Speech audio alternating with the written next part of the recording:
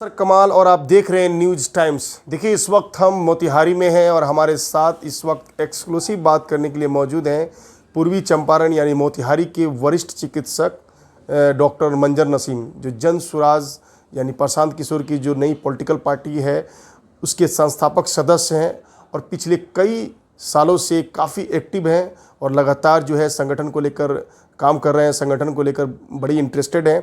और कल पटना में प्रशांत किशोर के द्वारा हज भवन में एक शानदार जो है अल्पसंख्यक सम्मेलन कराया गया, जिसमें हज़ारों की संख्या में पूरे बिहार से अल्पसंख्यक लोग पहुंचे थे। कल क्या कुछ मीटिंग में हुई, क्या कुछ रणनीति हुई बनाई गई और क्या कुछ मैसेज देना चाहते हैं प्रशांत किशोर पूरे बिहार के लोगों को, मैं इन सब मुद्दे पर बात करूँगा और सीधे इनसे सवाल करूँगा। सर न्यूज़ टाइम्स में आपका स्वागत है। आपका भी शुक्रिया है। सर कल पटना में प्रशांत किशोर ने अल्पसंख्यक का मीटिंग बुलाया था हज भवन में। काफ़ी संख्या में लोग पहुंचे थे, पूरे बिहार के कोने कोने से माइनॉरिटी के लोग पहुंचे थे।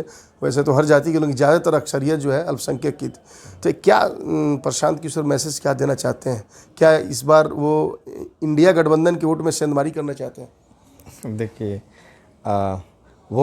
इंडिया गठबंधन की जो बात कर रहे हैं या एनडीए की, तो अभी जो इलेक्शन बीता है पार्लियामेंट का, उसमें आपने देखा होगा कि पूरे बिहार में जन सुराज का कोई भी कैंडिडेट नहीं आया था सामने। इसकी कुछ वजह थी, आप लोग अगर गौर करें तो समझ पाएंगे कि हम लोग यही लोगों को मौका नहीं देना चाह रहे थे कि वो ये सोचे कि हम लोग किसी के खिलाफ हैं या किसी के साथ हैं। हम जन सुराज में किसी भी दूसरे फॉर्मुलेशंस के या किसी दूसरी विचारधारा के साथ नहीं है, हम सब के खिलाफ हैं। आप ये जान लीजिए कि यहाँ 3 मुख्य दल हैं, राजनीतिक दल हैं, बीजेपी, आरजेडी और जदयू। तो हम इन तीनों के विचारधारा के खिलाफ हमारा अभियान चल रहा है। अब आप पूछेंगे क्यों आप इन तीनों के खिलाफ चल रहे हैं, विचारधारा आपका है, तो आप देख लें कि ये तीनों ही पिछले 35 सालों से शासन में है बिहार में, कमोबेश। पहले वाला 15 साल लालू प्रसाद एक्सक्लूसिव, उसके बाद का ये 20 साल में ज़्यादातर बीजेपी और जदयू, और कभी कभी उसमें आरजेडी भी सत्ता में शामिल रही है। इन 35 सालों का अगर आप एनालिसिस करेंगे, डेवलपमेंट से लेकर के हर लाइफ इंडेक्स का जब आप बात करेंगे, डेवलपमेंट इंडेक्स का बात जब आप करेंगे, तो बिहार पूरे देश में सबसे निचले पायदान पे है। आप या हम मानते हैं इस बात को कि ये तीनों राजनीतिक दल ने बिहार के उत्थान के लिए काम किया है, हम भी कह रहे हैं काम किया है। फिर भी उसके बावजूद इनके प्रयासों के बाद भी बिहार अभी सबसे निचले पायदान पे है पूरे देश में, ये सत्य है। तो इसलिए अब जनता जो है बिहार की, ये इन तीनों से उब गई है। ये बार बार एक दूसरे के साथ, कभी इसके साथ कभी उसके साथ करते हैं, और उससे जनता को नुकसान हो रहा है। वो ये अपनी सिर्फ कुर्सी के लिए ये इधर का उधर करते रह रहे हैं, और नुकसान जनता की हो रही है, बिहार की हो रही है। और इसी के लिए एक नए प्रयास की ज़रूरत है, और लोगों के अंदर एक उत्साह है इसको लेकर के कि एक नया सोच, नई विचार आ रही है। वो है बिहार की सोच, आइडिया ऑफ बिहार। अच्छा, प्रशांत किशोर जी ने एक ये भी ऐलान किया, जैसा कि हम लोगों तक ये खबर है कि अल्पसंख्यकों या पूरे 243 सीट में 75 सीट वो अल्पसंख्यक समुदाय से लोगों को देंगे। और क्या ये जब उनके इस अनाउंसमेंट से कहीं ना कहीं जो इंडिया अलायंस की पार्टियां हैं उनमें खलबली मची हुई है और तोड़ मरोड़ के पेश किया जा रहा है कि किसी के इशारे पे ये विधानसभा चुनाव लड़ने आ रहा है? तो समय से पता चल जाएगा सबको। देखिए, वो जो आपको जानकारी मिली है कि 75 सीट 243 में अल्पसंख्यक को देना है, ये सत्य नहीं है पूरी तरह। मतलब इसमें सच्चाई कितना है? हाँ, मैं बता रहा हूँ। 243 सीट पे जनसुराज चुनाव लड़ेगी 2025 में, और उसमें हर वर्ग, हर समुदाय, महिलाओं का भी समुचित प्रतिनिधित्व मिलेगा। और हम लोग जिसकी आबादी उतनी हिस्सेदारी, उसकी उतनी राजनीतिक भागीदारी सुनिश्चित करेंगे।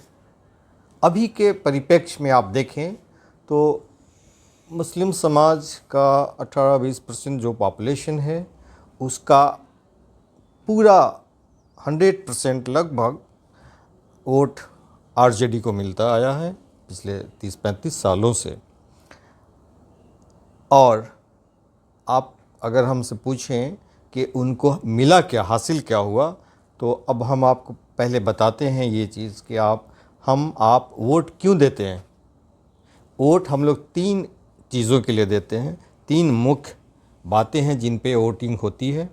पहला है आपका और आपके बच्चों का विकास, दूसरा है आपकी राजनीतिक हिस्सेदारी, और तीसरा है आप अपने राजनीतिक विरोधी को हराने के लिए वोट भी करते हैं। 3 मुख्य बिंदु है जिस पे वोटिंग होती है। तो अब आप इन तीनों में देख लें कि जो मुस्लिम समुदाय आज तक क्या हासिल किया, न इनका विकास, न इनके बच्चों का विकास हुआ। राजनीतिक भागीदारी की आप बात करते हैं तो इनके जनसंख्या के हिसाब से इनकी भागीदारी बहुत कम है। अभी के वर्तमान में संख्या के हिसाब से इनकी भागीदारी बहुत कम है। अभी के वर्तमान में आरजेडी के 75-80 जितने विधायक हैं, उसमें इनके विधायकों की संख्या आपको पता होगी। मुस्लिम उसमें कितने हैं? मुस्लिम उसमें 10-11 हैं या उससे भी कम हैं, और पूरे 243 में 17 मुस्लिम हैं। 17 मुस्लिम चर्चा लोग हैं। इस बात की भी है ना कि बहुत सारी जो सेकुलर, जो सो कॉल्ड सेकुलर लीडर जो पार्टियां हैं, मुसलमानों की वोटों को यूज़ किया और फिर उन्हें इस्तेमाल किया, फिर उन्हें फेंका। लेकिन तो क्या गारंटी है कि प्रशांत किशोर जी आएंगे और वो भी मुसलमानों के उत्थान की बात कर रहे हैं, और चुनाव के बाद अगर जीत जाते हैं तो फिर इस पर ध्यान रहेगा। ये मुंगेरी लाल के सपने पहले भी लोगों ने दिखाया, तो भरोसा फिर कैसे करें? देखिए, जिनके लिए अभी तक मुस्लिम समाज वोट करता आया है आरजेडी के लिए, वहाँ इनकी भागीदारी कितनी है? वहाँ इनकी भागीदारी इनके जनसंख्या के अनुरूप बहुत कम है। और इनको अभी जो 26-28 जनवरी को इनकी जो सत्ता गई है, उस समय आरजेडी के कितने मिनिस्टर्स थे? 16 मिनिस्टर्स आरजेडी कोटा में मिले थे कि आप अपने इतने मंत्री रख सकते हैं। उस 16 में यादव समाज के 8 मंत्री थे और मुस्लिम 2 मंत्री थे उसमें। तो आप जब एम वाई समीकरण की बात करते हैं, एम बड़ा है, वाई छोटा भाई है उसमें, लेकिन जब हिस्सेदारी की बात होती है तो आप अब देख लीजिए 8 बड़ा है या 2 बड़ा है, गौर करिए आप लोग। दूसरी बात, अब अंदर आइए।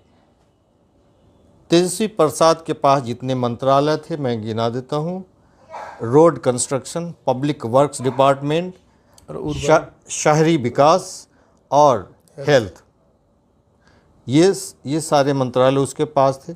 उसके भाई तेज प्रताप के पास climate change, environment and forestry, मतलब 2 भाइयों के पास 7 मंत्रालय एक घर में। एक पिता के 2 पुत्र के पास 7 मंत्रालय। और एक बड़ा वर्ग है इनका जो सब माई समीकरण का एक बड़ा भाई है मुस्लिम समुदाय, इनको 2 मंत्रालय मिलते हैं। एक उसमें इंफॉर्मेशन टेक्नोलॉजी और दूसरा गन्ना या बाद में उसको न्याय मंत्रालय मिलता है। आप जानकार हैं तो ये जानते होंगे कि ये दोनों लो प्रोफाइल मंत्रालय हैं। अकॉर्डिंग टू बजट एलोकेशन इनको छोटा मंत्रालय कहा जाता है। तो तो आपने यही मतलब न्याय किया है कि जो आपके लिए पूरी अपनी तत्परता से पीढ़ी दर पीढ़ी आपको वोट देता आ रहा है, आप उसकी हकमारी कर रहे हैं। ये लोगों को जानना चाहिए, वोटर्स को, कि 7 मंत्रालय सिर्फ 2 भाइयों के बीच है, अभी 6 और मंत्री हैं उसमें, यादव समाज के। तो आप 16 में 8 मंत्रालय वो भी बड़े बड़े रख रहे हो, और 2 लॉलीपॉप मंत्रालय आप मुस्लिम्स को दे रहे हो। ये इस समुदाय के वर्ग के लोगों को जानकारी होनी चाहिए। तो ये तो है आपकी राजनीतिक भागीदारी, आप वहाँ एकदम हाशिए पर कर दिए गए हैं। तीसरी बात है, मैंने कहा था अभी, कि अपने राजनीतिक विरोधी को हराने के लिए वोट करते हैं हम लोग, वो भी नहीं हो रहा है। आपको एग्जाम्पल दे रहे हैं, मोतिहारी डिस्ट्रिक्ट में, पूर्वी चंपारण डिस्ट्रिक्ट में 12 विधानसभा हैं, इसमें आरजेडी के 3 एमएलए हैं, 9 विरोधी के हैं। तो यहाँ ये आरजेडी वाले अपने विरोधी को नहीं हरा पा रहे हैं, यहाँ भी प्रयास विफल है इनका। ये 25% और 75%, ठीक है। विनेबिलिटी कब कही जाएगी? 51% जो हो गया वो जीत गया, वो तो 75% पे है। हम आरजेडी के साथ रह के उसको हरा भी नहीं सकते हैं, बीजेपी को। अगर हम अपने विरोधी को हराने के लिए भी वोट करते हैं तो हमारी राजनीतिक भागीदारी नहीं मिल रही है। हम अपने विरोधी को पिछले 35 सालों से हरा नहीं पा रहे हैं। हम अपने लिए या अपने बच्चों के लिए विकास का सपना सजाए रह गए आज तक। तो इन तीनों ही इस लेवल पे पंखा चला दो थोड़ा। क्या बोल। अच्छा सर, ये आप, मैं देख रहा हूँ कि पिछले 1.5 साल से लगातार आप जो है संगठन के लिए काफ़ी चिंतित हैं, लगातार मेहनत कर रहे हैं। चूँकि ऑलरेडी आपका जो एक लाइफ है काफ़ी बिजी है, आप चिकित्सक हैं, पेशेंट को भी देखना होता है, उसी में वक्त निकालकर आप संगठन के लिए भी काम करते हैं। खबर मिली कि आप नरकटिया विधानसभा के लिए भी तैयारी कर रहे हैं, क्या इस बात में कितनी सच्चाई है? देखिए, बात किसी एक विधानसभा की नहीं है। हम लोग पूरे बिहार में जागरूकता, वो तो पूरे बिहार में चल रहा है, लेकिन आपकी बात आई तो आप चिन्हित किया आपने नरकटिया। देखिए, अभी समय ये पे खबर है मेरे पास, ठीक है, समय पे सब आ जाएगा। लेकिन अभी हम लोग पूरे बिहार में जनता को जागरूक कर रहे हैं कि हम वोट किस लिए करते हैं। किसी भी पार्टी को, मैं किसी का नाम नहीं लेना कि कोई किसी को वोट दे ना दे, किसी को भी अगर आप वोट देते हो तो क्यों देते हो। हम वोटिंग जाति पे या धर्म पे नहीं, या 5 किलो अनाज पे भी नहीं, न ही मुर्गा भात के लिए आप वोट करें, ये हम जनता को समझा रहे हैं। आपका वोट बहुत कीमती है। आप लाखों का वोट 500 रुपये के लिए, और मुर्गा भात पे या फिर 100 रुपये का 5 किलो अनाज आता है, उस पर आप अपने कीमती वोट का मतलब एक तरह से आप उसको फेंक दे रहे हैं, अपने वोट को ज़ाय कर दे रहे हैं। या आखिर आपके मन में चल क्या रहा था? हमारे मन में आइडिया ऑफ बिहार चल रहा है। अभी जितनी पार्टियों का आपने नाम लिया, ये लोग तो सत्ता में हैं पिछले 35 सालों से, मिल के सब ने किया है। हुआ क्या? इनके प्रयासों से बिहार क्या विकसित हो पाया? अभी बिहार में प्रति व्यक्ति आय 145 रुपये पर डे है। प्रति व्यक्ति 145 रुपये पर डे है। शायद 35,000 सालाना एक व्यक्ति की आय बिहार में है, जो पूरे देश में सबसे कम है। उसको आप पर डे के हिसाब से काउंट करेंगे तो 135 भी नहीं, 110-15 रुपये पर डे आएगा। तो क्या इसको आप मानते हैं कि ये मतलब सफिशिएंट है? एक आदमी का डेली का जो जिम्मेदारी है, खर्चा है, बच्चे हैं, परिवार है, दवाई इलाज है, पढ़ाई है, उसके लिए ये बिहार को आप विकसित मानेंगे? प्रति व्यक्ति सालाना 35,000 पूरे देश में सबसे कम है। ये बिहार का सच है। तो जिन पार्टियों के द्वारा ये हाल किया गया बिहार का, क्या आप सोचते हैं कि मैं उन सब पार्टियों को ज्वाइन कर लूँगा तो बिहार कैसे कह रहे हैं? समृद्ध हो जेडीयू नीतीश कुमार जब से चीफ मिनिस्टर बने हैं, लोगों का कहना है कि बिहार को ऐसा चीफ मिनिस्टर मिला ही नहीं जिसने काम किया। रोड, बिजली, पानी, बच्चों की शिक्षा का व्यवस्था बेहतरीन तरीके से उन्होंने किया। जो रोड कभी सोचा नहीं गया था वो रोड आज एनएच में तब्दील है, और आप कह रहे हैं कुछ हुआ नहीं। देखिए, रोड को आप डेवलपमेंट का फुल इंडेक्स नहीं मान सकते हैं। केवल नली और गली से ही समाज आगे नहीं जाएगा। मैंने कहा ना, यहाँ से पलायन एक बड़ी समस्या है। सॉरी, पलायन शिक्षा के लिए, पलायन रोज़गार के लिए, पलायन नौकरी के लिए भी। हर घर के बच्चे पलायन करने पर मजबूर हैं। क्या किया इन्होंने कि आप अगर किसी गांव में जाएं तो वहाँ बच्चे, स्त्रियां और बड़े बुज़ुर्ग मिलते हैं। जो 18 से 40 साल की उम्र के लोग हैं वो आपको दूसरे प्रदेशों में, उनको मजबूरी है जाना, वो खुशी से नहीं जाते हैं। अपने सिर्फ त्योहारों पे, होली, दिवाली, छठ और ईद बकरीद में वो आते हैं घर। बाकी समय अपने परिवार से दूर 10-15 हज़ार रुपये के लिए वो भटक रहे होते हैं। तो क्या इनके कामों को, प्रयासों को आप मानते हैं कि ये समुचित था? नली, गली और सड़क बना देना ये पूर्ण विकास नहीं है। वो तो सब करते हैं। इनके पास दूरदर्शिता, विज़न और वो प्लानिंग नहीं है जिससे बिहार, गुजरात, महाराष्ट्र और तमिलनाडु की तरह विकसित हो सके। इसलिए एक नए प्रयास की ज़रूरत है, और इसलिए हम लोग मिलके एक नया प्रयास कर रहे हैं। अच्छा, प्रशांत किशोर जी के आप काफ़ी करीबी माने जाते हैं, जैसा कि हमने सुना है। और चंपारण में अगर जन स्वराज की बात हो तो डॉक्टर मंजर नसीम की बात पहला नाम आता है। कहा यह जा रहा है कि अब 243 सीट पे लड़ेंगे, जैसा कि उन्होंने अनाउंसमेंट किया आपके नेता ने कि मैं 243 से 242 पे नहीं लड़, एक सीट भी कम नहीं करूँगा। तो क्या पार्टी के पास कोई रोड मैप है बिहार को लेकर? कल मीटिंग में कुछ इस तरह की कुछ चर्चाएं हुई? देखिए, ये तो हमारे स्ट्रेटेजी और प्लानिंग का हिस्सा है, और समय से हम लोग सब कुछ पब्लिक में लाएंगे। अभी हम लोग अपनी जो रणनीतिक तैयारी है, राजनीतिक अपना बिसात है, वो बिचारें। चंपारण के लोगों को, खास करके नरकटिया की बात करें, उन लोगों को कुछ मैसेज देना चाहेंगे मेरे माध्यम से, और पूरे बिहार के लोगों से क्या मैसेज देना चाहेंगे? देखिए, नरकटिया विधानसभा की बात की आपने, तो बीच बीच में लालू प्रसाद का राष्ट्रीय जनता दल यानी तेजस्वी और नीतीश भी साथ में सत्ता में रहे हैं, लेकिन वहाँ यादव बहुल एक प्रखंड है बनकटवा। यादव बहुल प्रखंड होने के बावजूद वो विकास के पैमाने पे सबसे पिछड़ा हुआ प्रखंड है पूरे बिहार के 550 प्रखंड में।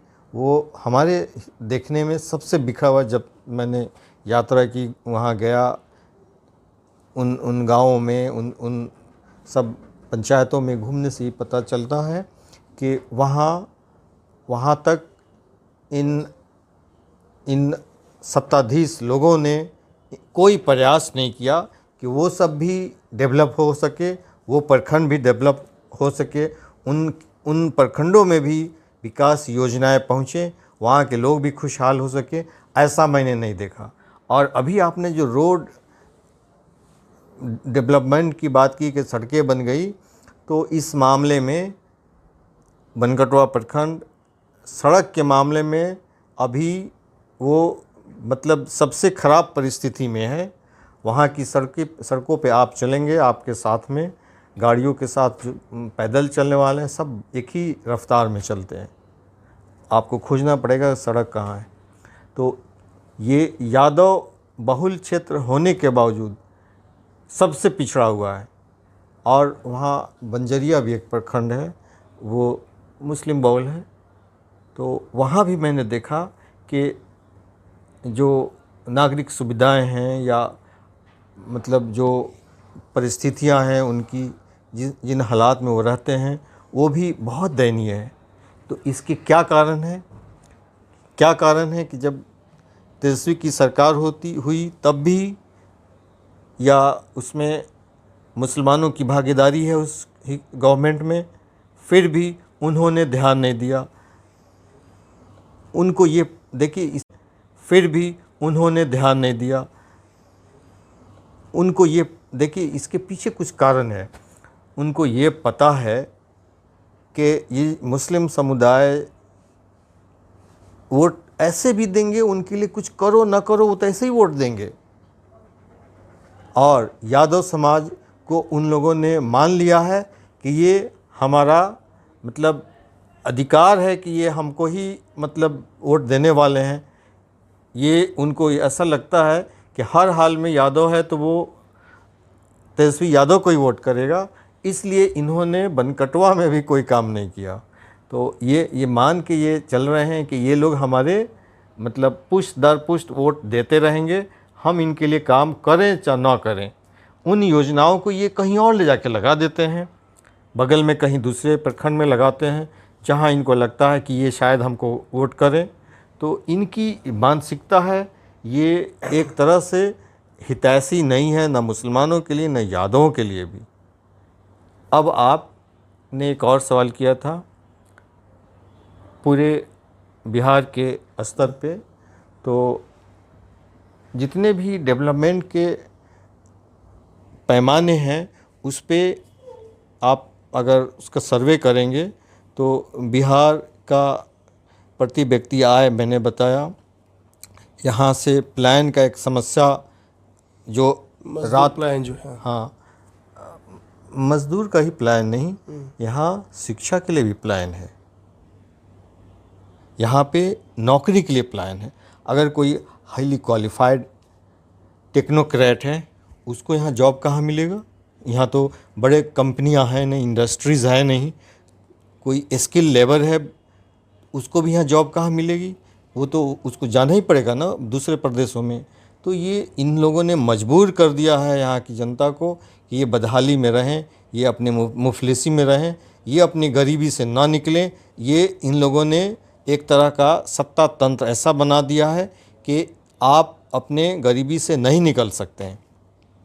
इसलिए एक प्रयास करना पड़ रहा है हम लोगों को कि इस मतलब दलदल से, मैं तो कहता हूँ ये दलों का दलदल है जिसकी आप बात कर रहे थे कि आप क्यों नहीं दूसरी पार्टियों में गए, तो मैं इनको यही कहता हूँ कि ये दलदल है, दलों का दलदल है। उसमें जाना मतलब अपने आप को भी एक तरह से आप बेईमान बनाना जैसे होगा। आप सब जानते हैं कि रिश्वत और कमीशनखोरी इतनी ज़्यादा यहाँ, आप जिस योजना का बात कीजिए उसमें कमीशनखोरी देश में सबसे ज़्यादा ही होगी यहाँ। तो सर आखिरी सवाल, देखिए जब कोई राजनीति करता है तो हर कोई के दिलों में ये मन में ये रहता है कि मैं भी विधानसभा या लोकसभा जाऊं। अगर ऊपर वाले ने मौका ये दिया तो क्या लगता है कि चंपारण में कौन ऐसा काम है जिसको आप चाहेंगे कि मैं पहली फुर्सत में इस काम को करूं, जो काम हुआ नहीं ये दिल में मन में कचोटता है कि इस काम को होना चाहिए? बहुत सारे काम हैं ऐसे। आप सुने होंगे कि एक महात्मा गांधी सेंट्रल यूनिवर्सिटी है यहाँ पे, उस यूनिवर्सिटी के कैंपस में आप जाके पता लगाइए कि वो कहाँ है। यूनिवर्सिटी कहाँ है, बच्चे कहाँ पढ़ रहे हैं। 15 साल हो गए उसकी जो स्वीकृति की, आज तक उस यूनिवर्सिटी का कहीं कुछ पता नहीं है। बहुत अफसोस की बात है कि जो भी यहाँ जनप्रतिनिधि हैं उन्होंने इसके लिए कोई प्रयास नहीं किया। समस्याएं तो बहुत हैं शहर में। आप देख लें, ये शहर पहले बहुत साफ़ सुथरा हुआ करता था, अभी ये कूड़े के ढेर पे है। आप इस बगल के सड़क से आप जाएं हाईवे से, यहाँ पे आपको सड़क के दोनों तरफ शहर के जो कचरे हैं म्यूनिसिपैलिटी के सब डंप किए हुए दिखेंगे, और वो सड़न से जो बदबू निकल रही है वो पूरे वातावरण को प्रदूषित करती है। ये बहुत गंभीर समस्या है। यहाँ के लोग बहुत सारी समस्याओं से जूझ रहे हैं। जो पूरे देश में, अपने बिहार प्रदेश में समस्याएं वो यहाँ भी हैं, लेकिन उसके बावजूद यहाँ की बहुत सारी ऐसी समस्याएं हैं जिस पर तुरंत ध्यान देने की ज़रूरत है, जो अभी मैंने एक दो गिनाया। इसके अलावा यातायात की समस्या है, ट्रैफिक की समस्या है। आपकी ये छतौनी जो चौक है, वहाँ ट्रैफिक की समस्या रात दिन लगी रहती है। हर व्यक्ति उससे प्रभावित होता है और उसके लिए सोचने वाला जो जनप्रतिनिधि को सोचना चाहिए, वो उनको कोई फिक्र नहीं है। तो ये सारी समस्याएं हैं। अभी इसी ट्रैफिक के को लेकर के एक्सीडेंट्स का केसेस यहाँ बहुत बढ़ गए हैं। आप लोग तो न्यूज़ में खुद ही देखते रहते होंगे। तो ये ट्रैफिक की वजह से, मतलब बढ़िया प्लानिंग के नहीं होने की वजह से, डिवाइडर या सड़कों पर उस तरह के फुटपाथ न होने की वजह से, अलग लेन नहीं होने की वजह से, सर्विस लेन नहीं होने की वजह से, आप समझ रहे हैं ना, सर्विस लेन एक अलग लेन होना चाहिए जो लोकल लोग उसमें चलें, डिवाइडर होना चाहिए, बैरियर होनी चाहिए। ये सब के ना होने से इतनी सारे अभी एक्सीडेंट्स हो रहे हैं। तो कौन इस पे ध्यान देगा? ये जनप्रतिनिधि का काम था कि उसके लिए प्लानिंग करे, उसके लिए पॉलिसी बनाए, उसके लिए फंड एलोकेशन करे और उसको ज़मीन पर उतारे। लेकिन इनके अंदर वो विज़न और वो समझ नहीं है, वो राजनीतिक समझ नहीं है कि कैसे हम बिहार को एक विकसित और समृद्ध राज्य बना सकें। इसलिए समस्याएं हैं यहाँ पे। बहुत बहुत शुक्रिया हमारे साथ बात करने के लिए। जैसा कि आप देख रहे थे कि इस वक्त हमारी बात जो है मोतिहारी के वरिष्ठ चिकित्सक और जन स्वराज के वरिष्ठ नेता डॉक्टर मंजर नसीम से हो रही थी। इन्होंने साफ तौर पे कहा कि मेरी पार्टी और मेरे नेता की पहली प्राथमिकता इस देश में विकास है, जिसको लेकर हम लोग रोज़ तत्पर हैं और इसके लिए रोड मैप तैयार कर रहे हैं। अफसर कमाल, न्यूज़ टाइम्स, मोतिहारी।